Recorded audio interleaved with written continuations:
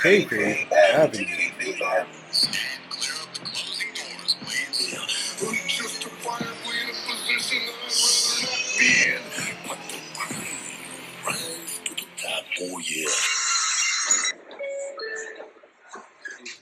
Ladies and gentlemen, here from Facing Casual Wrestling fans and all you smart mark. I'm Richie Moon. And I'm Kayfabe AJ. And I'm Kayfabe Focus. And this is Kayfabe Avenue, and this is the top 5 WWE superstars from January to June. This is the halfway year of the mark. And the way that we decided to go about this, we decided to judge this on impacts, accomplishments, consistency, in-ring, stories. So this is what we're basing our top 5 on. With that being said, Focus, AJ, I don't know. You guys get started. Who's coming in? Who's coming in at number 5? So for WWE at number 5, we have Dom Mysterio. The greatest Mysterio of all time. Now, this top 5, like he said, we gauged it on a lot of factors, and it might sound crazy that Dom Mysterio was chosen in the top 5 wrestlers in WWE period right now, with as inflated as the roster is, but this man comes in at the top of WrestleMania with a championship win, fatal 4-way, pulling out an IC title. Before then, he's been in this dominant run with the Judgment Day through various iterations. You know, dealing with the fallout of the last regime change of the Judgment Day, but he's been a consistent factor in that whole picture, and it's undeniable to say that the Judgment Day hasn't had a big impact. So over this last 6 months, not only did he win at Mania, but he was cheered despite being a heel, and the way the storyline is changing for him, he's actually not cowering or running away from people trying to advance for a title shot. He's been consistently defending and calling people out. So I think we had a good defense for a top 5, for him being in a top 5, and him landing at number 5. So what do you think, Focus? I think that, he did defend his title against Shapes. Yeah. So that's like on a different level, because what's next? All right, Focus. Can you explain to the people who might not know what Shapes are? So first he defeated Pentagon, which is, a 5-sided shape. And then next he defeated Octagon Jr., which is 8-sided shapes. So it's like, he defeated one shape and then he defeated and it's like, what's next? And he's been consistent in triangle storylines. Yeah. But is that next what he's gonna do next? Defeat animals now? I'm saying, hey man, that's what happens when you variety of the animal kingdom in wrestling, in the wrestling industry, and with the acquisition of AAA, we might get a lot of that. He might face we might next, so who knows? But he's definitely shaping up to be have a good dominant run for the rest of 2025, and we're gonna see where that's going. But dominant stereo at number 5. All right, shout out to Dom hitting all the angles. Number 4, we have Stephanie Vaquer. Is it Stephanie Vaquer? Yes, Stephanie Vaquer. According to Nikki Bella, Stephanie Vaquer. Shout out to Nikki Bella. I mean, they've only been saying Vaquer on television for the better part of the last 8 months plus. Right, that part. But but in all seriousness though, Sweetheart came through like a tornado. I mean, from NXT all the way up to the main roster, she's just been having great match after great match. Everybody always talks about her. She's been winning. She was double champion in NXT, the first ever. She was the women's North American champion and the NXT women's champion. A lot of people was hating on that, trying to take that away from her, but statistically, she made history. She is the only person. You might Yeah. remember Mandy Rose Mhm. raising 2 titles in the air, but the moment she That hit was that 1, 2, 3, they were unified championships. So she didn't hold 2 titles. She didn't defend 2 titles. So as much as she right. tried to take the shine away because she fed into the internet bullshit, as much as she fed into that, Mhm. no, you weren't a holder of 2 different titles at the same time in Yeah, they're NXT. unified. Stephanie Vicaire is the first one to do it. Yeah. And she's been on the run. Her in ring is dope. You know, she fit right into the main roster. She just flew right up in there and Wait, just hold on. nobody. Asterisks too. People who want to swerve off and say, wait, well, Paige did it. Paige was holding Hey, 2 different titles for 2 different brands, not the 2 main titles in the same brand. That part. For clarity. Right. That part. So I mean, should we let the people know that I mean we basically kind of sort of for the most part kind of put stuff over. I mean, we did. Should we go into that? Or no, we did speak about that last show. Matter of fact, no. You know what? We spoke about that. Check the last show. Check the last show. Check the last show. How we basically kind of are responsible for the most part. Basically, put Stephanie Carl. We basically did. Go check the last show. Find out that also. Or Vaquay. Yeah, We only accepted Vaquer over Quay over here, all right? that's it. That's it. You know what I'm saying? Check out how we put Stephanie Quay over. You know what I'm talking So about? back to her actual reasoning for being at the number 4 spot. Coming in at the top of the year in NXT, like you said, she came Mm-hmm. in like a tornado. Give me hot. Basically was beating everyone, scooped every championship. Like we said, both titles. Um, Not only was she doing that, she was defending back to back in multi women matches, multiple defenses. So she has had one hell of a run. Not only that, actually debuting on the main roster while still being on NXT, Mm-hmm. participated in the Royal Rumble, participated um, in Money in the Bank um, when she was officially on the Raw roster. But Mm-hmm. a lot of impact. Uh, Well, everybody's talking about her. in a Everybody. small amount of time, she's already wrestled most of the top women in NXT. Just recently Mm-hmm. dropping the final championship on May 26th, I believe it was. So we're only a couple of weeks. It's only June 21st. Um, we're only a few weeks from that drop, and she's already making waves on the main roster in that Money in the Bank match, and week to week. So I don't think there's any denying her. Yeah, definitely no die. There's definitely no denying Stephanie McQuay. That's just officially her name. It's definitely just Stephanie McQuay. You know what I'm saying? Oh, she does the. Oh, she's doing the move. Oh, she's doing the move. That's shout out to Booker C. Shout out to Booker C. But I think that's let's the roll only the thing we number. lost out of her going up to the main roster was the Booker T sound bites. Right. Uh-huh. I like it. Yeah. Shout out to Booker T. So let's roll to number 3. Number 3, I think I think if you wanted to argue, it'll be a hard argument, but I do think if you wanted to argue a higher spot for him, you would have a valid argument. I mean, the guy is the architect. He is the visionary. He is the Monday Night Messiah. He won the main event of WrestleMania Night 1. He is the new Paul Heyman guy. He is the leader. I'm going to call him the Dangerous Alliance with the Bronze. I mean, he's all, Seth freaking Rollins has been doing his thing from year to year, but specifically, what this countdown is based on from January to June, Seth Rollins has really just been putting it down from promos, the crazy fashion. His in ring is top notch.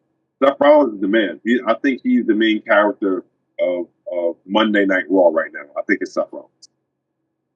So for me, on paper, um, Seth Rollins wins at WrestleMania, and going through to this Money in the Bank win. Forgot about Money in the Bank. Yeah. The the stable that he's formed with Braun Breaker and Bronson Reed. Um, yeah, it's kind of undeniable not to put him on this list, but I think we still need it within this couple of months. We still need him to gel more with his stable. But like we said, we took the amount of matches, the storyline impact. We took all of that into consideration. So this spot was actually really contested for us. I think the third spot was where we were like, okay, where do we place these people? We really had to look at the Impact actual, not only that, but statistics. how many matches, the statistics of it all, using various databases that keep the match listings. But Seth Rollins earned this spot. I just want to see more of the stable gel together. I think I want to really being see them take Bloodline over. light, I think they need to get away from trying to be AJ, Bloodline man, light. AJ, man, you gotta stop comparing things to the bloodline. I'm Ain't nothing not. gonna be like ain't nothing gonna be like the bloodline, man. Ain't I'm nothing not gonna be like comparing it to the bloodline. I'm saying they need to drift away from being the bloodline light, because right now all you did was surround them behind Seth Rollins, but they haven't really done anything to advance themselves within the group. It's really just pushing Seth. So I want this group to be different. We're dominating everything. They're the future. You should be building them like an evolution, where every member is gonna have a title, every member is gonna have a position. This guy's next in line in a Braun Breaker. He's the next in line for this championship that I'm trying to get, or I'm soon gonna have. And then Bronson Reed's the guy that might come from behind and actually get it before the one who's really in line. It should be an evolution run. I agree with that so much. I feel like a stable, when they have champions, they just look so much more legit. So much, and like their theme is power. Like they always about power. We gotta control this, and the power gotta lie here, and all that. Like you're the champion. I love the New Day. I love the New Day. But if you really want to make a statement, put the tag team championships on the Bronze.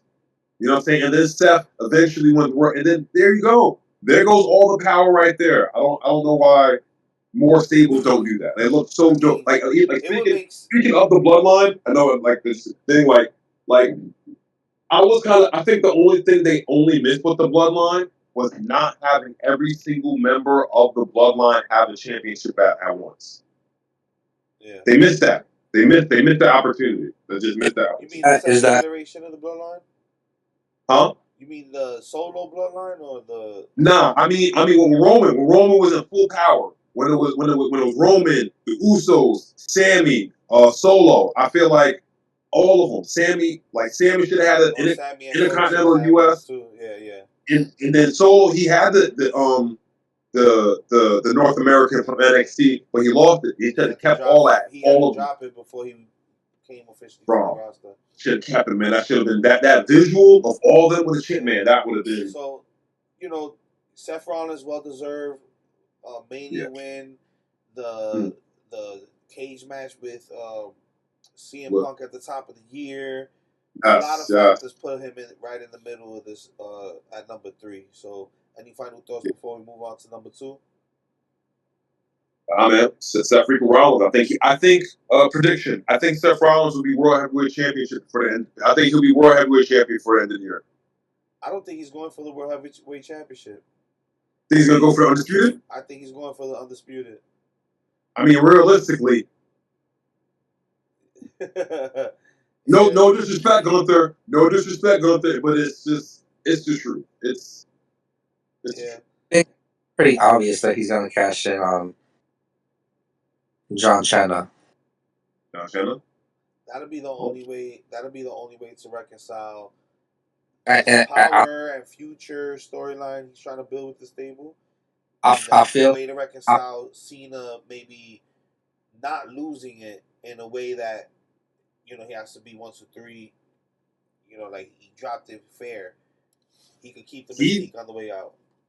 He helped lead Cena to. Go ahead. I feel like they're gonna build somebody up right now to make it seem like they're gonna beat John Cena at the end of his dates and everything, but at the end of it, Seth Rollins comes in, cashes the Money in the Bank, and he saves it from. I wouldn't mind it. Depending on how the storyline goes, I wouldn't mind Seth Rollins coming in WrestleMania-esque how he did all those years ago and just swoop in, take the championship, and like you were, I think, trying to allude to. Seth Rollins was the reason why Cena even won the opportunity to get the championship. yeah. Screwing CM Punk after he was already eliminated. So Yeah, that would make sense. Yeah. makes perfect sense. So All who's right. on number 2? Rolling on to number 2. 4 letters, 1 word. Opening. I mean, do the people really need a full explainer on Jey Uso's impact within the last 6 months? Top of the year Royal Rumble win, leading to the Mania World Title win, and even though he just lost it back to Gunther 2 weeks ago, he's already in the King of the Ring to possibly get another attempt at winning it again. This past 6 months truly made his nickname mean something, and he's been doing main event things finally. I feel like it's been earned. He's been building this character up since the early stages of the bloodline, trying to be that guy, and finally he was able to, win that Royal Rumble spot. Kind of wish Cena turned on him right then and there, but that's a different story. I feel like he's one of the top baby faces that we have right now. Almost approaching Cody Rhodes, but I feel like Jey Uso needs a little bit more lessons with the mic. Probably get some acting school or something like that. Honestly, not to Cody's another level when it comes to promos. I think that's not even one of his detriments. I think his character is perfectly in line with the way he speaks on the mic, because we've seen him go off on the mic and have that aggressive presence and really put passion into his mic work, especially when he was going against like the tribal chief and the whole um, trying to bring him into the bloodline. He was finally doing things on his own, and I don't feel like Jimmy as a reason to force him in. Those promos he cut showed that he can actually do it. It's the character. At this point, his character is so beyond his talent, is so beyond what he can actually do in ring, that it protects a lot of his shortcomings, especially when it comes into the ring. I really like the Jey Uso that came out of WrestleMania that beat Gunther, that was using a lot of Gunther's moves against him. I think he should have kept a lot of that in his in-ring, because I think that's, for me personally, I think that's really the only knock you can really use against Jey is his in-ring. But character, being over, merch, presence, look, he got it. He got it. You know what I'm saying? Like you can cut the TV on mute and you can look when he's on TV and everybody. You know what I'm saying? Like so, I just think he needs a couple more moves. The stadiums drown out that internet noise when people talk about, oh, he can't wrestle, oh, he can't do this. But when he enters an arena, everyone is cheering, everyone is off their feet, from the kids to the older people.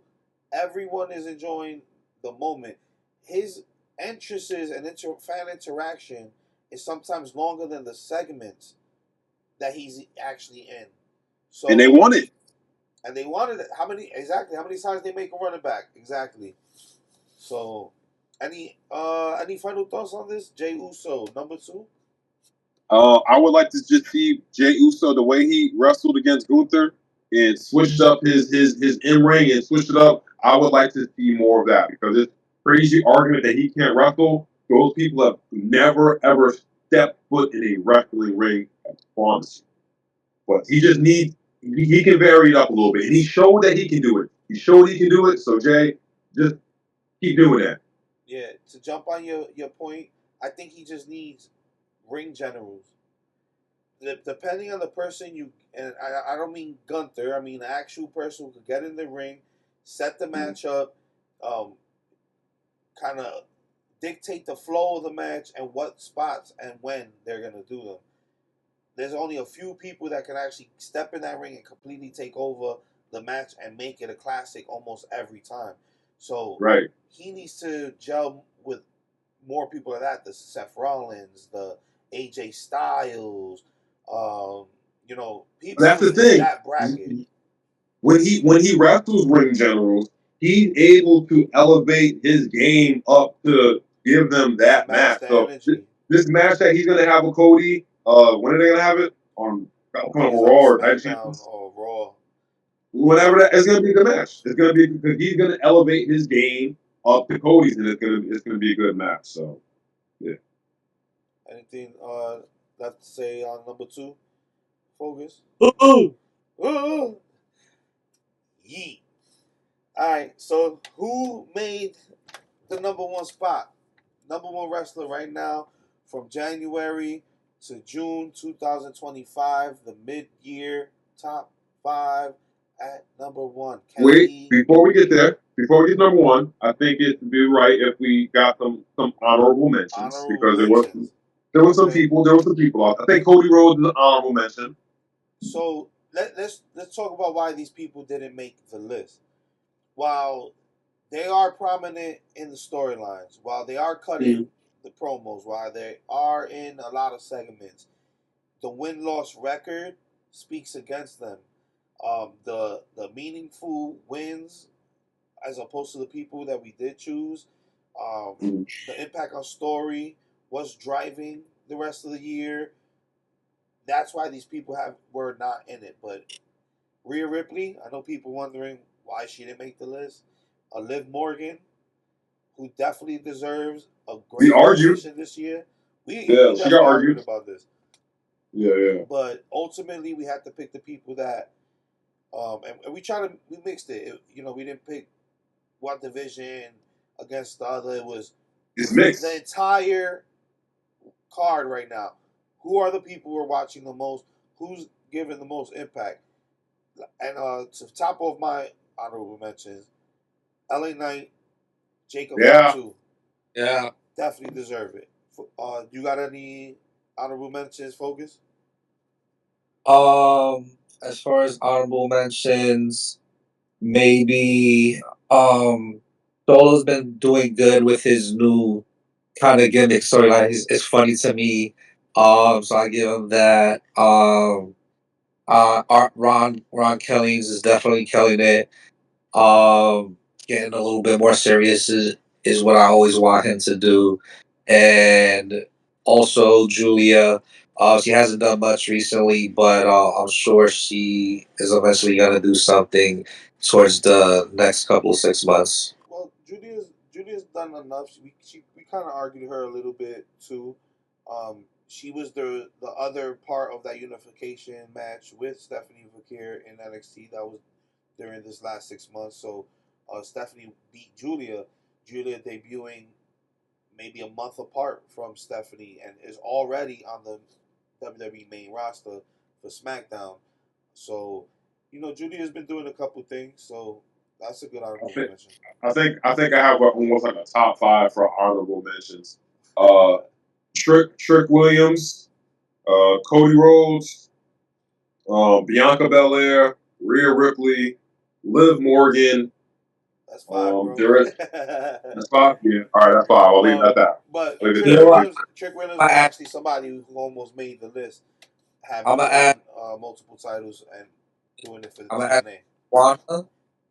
I'm gonna add Mr. Iguana and He's got an iguana. He's got an iguana. I'm gonna add Mr. Iguana, and I'm also at Mike Santana. Shout out to Mike Santana, who Shout out. just recently lost his HOG championship after holding it for well over a year. We got to witness that Yeah. live for Puerto Rican Yeah, weekend, so that was definitely dope. All right, so now number one. Can we see who this individual is? Bro, He is. who deleted it from the list? I can't see who's number one. You must have deleted it. Who It was deleted it? John Cena. The unseen 17, the greatest of all time. And I Greats think in your countdown list. it should be kind of obvious why he's number one. 17-time world champion. You know, we could count all the belts from Ric Flair, and we could argue Ric Flair's 20-something time world champion, yes, but he never did it in one promotion. With all due respect to Ric Flair, do we remember a lot of the? I mean, here it is. It is before a lot of his title ones were before like we were like seriously like deep into watching wrestling, but it's impact. You know what I'm saying? Like John Cena, a lot of those were WrestleMania main events, big time events. You know what I'm saying? Like, so it's the impact of his championships. You know what I'm saying? So the unseen 17, man. It's So ever since he turned heel, the heel turn may not be the greatest. I think we can all agree with that. I But think it's rebounding at this point. it definitely is. From his official heel turn in about February to June, it was definitely a down turn. But this is the thing: Cena is such he's so good at what he does that even though people are supposed to hate him, they're loving that they can finally hate him. This is what people wanted from Cena for 10 plus years. We just want you with edge, a little bit of edge. We want you back with, you know, some thugonomics. Get that thug back in you. Where's the dog at? You know, like, that's what we wanted for years. But starting from the top of the year, Cena loses the Royal Rumble. Immediately inserts himself in the Elimination Chamber. That's really when he turns heel. That's why I'm gonna cut you off. But Focus said this earlier. How Cena should have turned heel. That he should have, because during that press conference, that was the first peek into the heel character I was gonna get. His whole demeanor was different.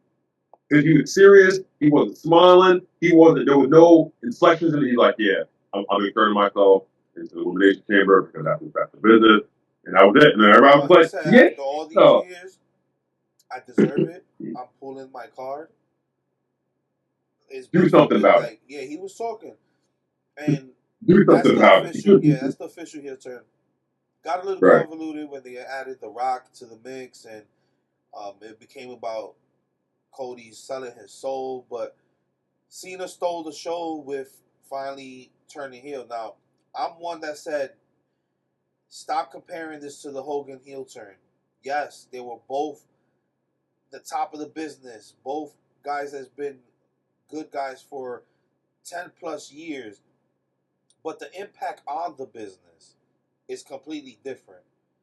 He's number one because of the impact on storyline, because of the accomplishment of getting the 17th championship, and the way that this run is shaking up both Raw and SmackDown. People right now are benefiting. The storyline of everybody is in a time limit chase to take the title off Cena before he leaves, with a countdown clock of every appearance, because he's not here for the whole year, he's here by appearance.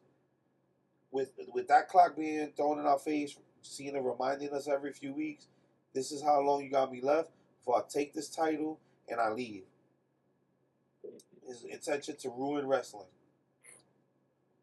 I mean, that storyline in itself is so, like, to say I am the last real champion, and to have an argument to stand on and say, yeah, I am the last real champion. I'm going to take this home, I'm taking this legacy, taking this history, and that's it. Everything after me, you have to start after me. That in itself, that storyline, with a character like him over all these years, never turned heel.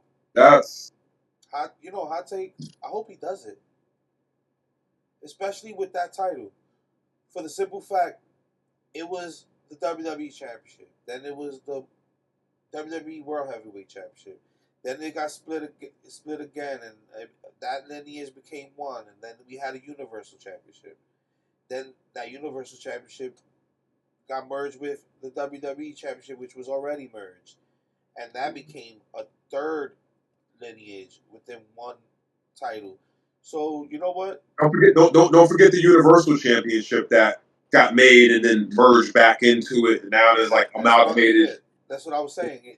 This is like the Um, third iteration of undisputed WWE Championship. Right now, why is the belt undisputed if it was already merged? It's disputed at this point because now Roman Reigns, who unified all of the belts, he lost. So it's disputed now. It should just be considered the WWE title. That's it. So the confusing lineage of that, yeah. Why not let Cena take that history with him, let him retire with it? No one else is gonna touch 17, realistically. Unless you're talking about Charlotte Flair. Yeah. Charlotte Flair is the closest. I mean, Randy. I don't think I can get into healthy Randy. years. That's dependent on healthy years, and that's dependent on whether she's able to cut a promo long enough to keep the storyline relevant. If it calls for it, if it calls for it, it's or it is the closest. I mean, Charlotte Flair could always go to AEW, negotiate with Tony to get like 8 more championship rings and shit. And that's the distinction I made in the beginning of the Cena conversation. You'll be doing that in a different promotion. That's easy. Because if you want to argue that, how many is Sasha Banks at? Monet. How many is Monet at this point? We lost count. She has 6 on her right now. She has 6 belts, but it's one ring of each belt, and so it doesn't really. It's not like she's beating like title records or anything like that. But by you saying she could just go to AEW, collect belts from AEW, and that adds to her world title. That's a different promotion. Yes, Monet is the world champion of different promotions.